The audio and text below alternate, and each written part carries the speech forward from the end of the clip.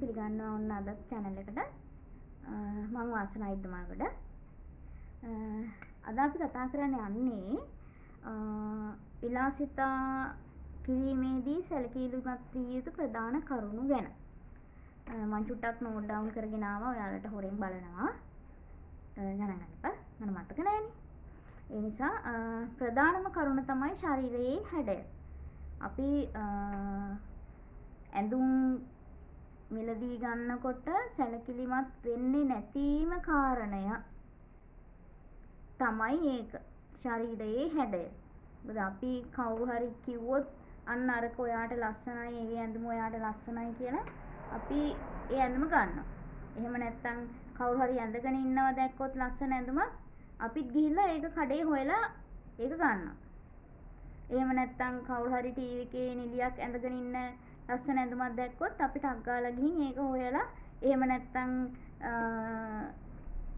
මහන trailer shop එකේ ආන්ටිට හරි අංකල්ට හරි අර ඩිසයින් එක දීලා ඒක මහ ගන්නවා නේද?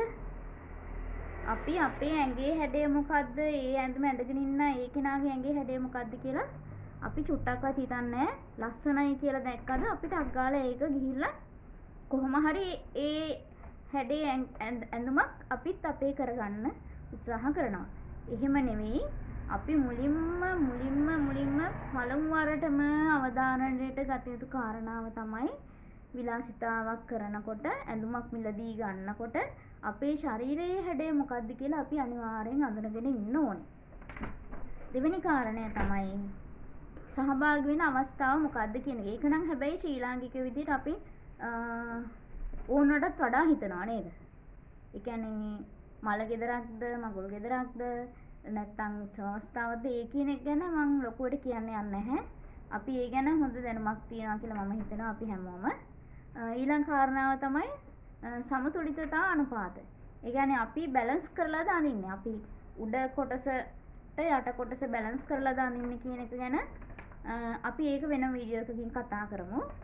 මම මේ හැමදේම ඔයාලට හරි විදිහට හොයලා බලලා සර්ච් කරලා ඉන්ටර්නෙට් එකේ හොයලා හරිම දැනුම ගේන්න උත්සාහ කරනවා හැම වෙලේම. ඒ හින්දා විශ්වාසයක් තියාගන්න එපා. ඊළඟ එක තමයි වර්ණ ගැලපීම. ඒකත් මම හිතන්නේ අපි හරියට කරනවා කියලා හිතාගෙන කරාට අපි ගොඩක් දෙනෙක් වැරදියට තමයි කරන්නේ මට හිතෙන හැටියට. මොකද අපි උඩයි යටයි එක පාටට ගලපන්න හදනවා. ඊට පස්සේ අපි අඳින ඇඳුමට ගැලපෙන ඒ පාටම සෙරෙප්පු, ඊට පස්සේ කොණ්ඩ බූල්, මාල කරාම්බු ඒ දේවල් පාවිච්චි කරන්න යොදා ගන්න උත්සාහ කරනවා. එතකොට මං හිතන්නේ ඇත්තටම පාට ගලපනවා කියන්නේ ඒක නෙවෙයි.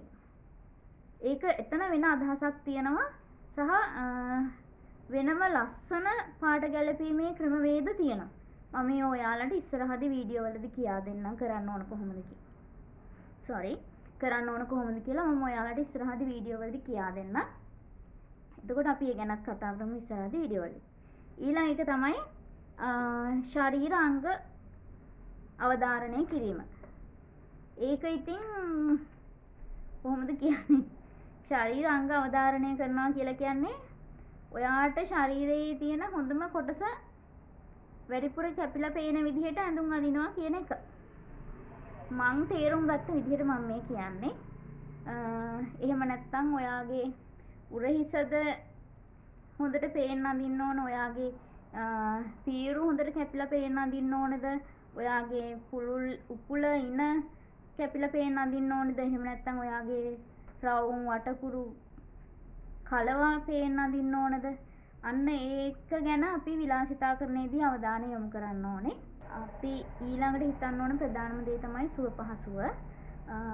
සුව පහසුව කියද්දී අපි කවුරු හරි දැක්කා කවුරු හරි ලස්සනට ඇඳගෙන හිටිය පළියට අපිත් ඒක මිලදී ගන්න හරි මස්ස ගන්න හරි හිතන්න කලින් ඒක අපේ ඇඟට සුව පහසු ඇඳුමක්ද කියලා අනිවාර්යෙන් හිතලා බලන්න ඕනේ. අපි ඒ ගැන කතා කරමු ඊළඟ වීඩියෝ වලදී. ඊළඟ දේ තමයි අපි ඇඳුමත් එක්ක පාවිච්චි කරන අනිත් උපාංග. ඒ කියන්නේ බෑග්ස්, බෙල්ට්, වොච් ඒ දේවල් කොහොමද අපි අනිත් අපේ ප්‍රධාන ඇඳුමත් එක්ක ගලප ගන්න කියන එක ගැනත් අපි අපේ වීඩියෝ වලදී කතා කරන්න මම බලාපොරොත්තු වෙනවා. දැන් අපි මේ දේවල් කතා කරලා මම බැලුවේ කල්පනා කරේ මේ වීඩියෝ එකම ශරීරයේ හැඩයන් ගැන කතා කරන්න. හැබැයි මට හිතෙනවා මේ වීඩියෝ එක ටිකක් දිග වැඩි වුණා වගේ කියලා. එහෙනම් අපි මම තව වීඩියෝ එකක් ගේන්නම් ශරීරයේ හැඩයන් ගැන. අපි මේ එක එක සැලකිලිමත් විය යුතු කරුණු එකින් එක අපි ආය වෙන වෙන තනි වීඩියෝ වලින් කතා කරමු. හරි. අපි ඊළඟ වීඩියෝ එකෙන් නැවත හමුවෙමු. සබ්ස්ක්‍රයිබ් කරලා ලයික් කරලා තියාගන්න. ඔයාගේ යාළුවන්ට ෂෙයා කරන්න.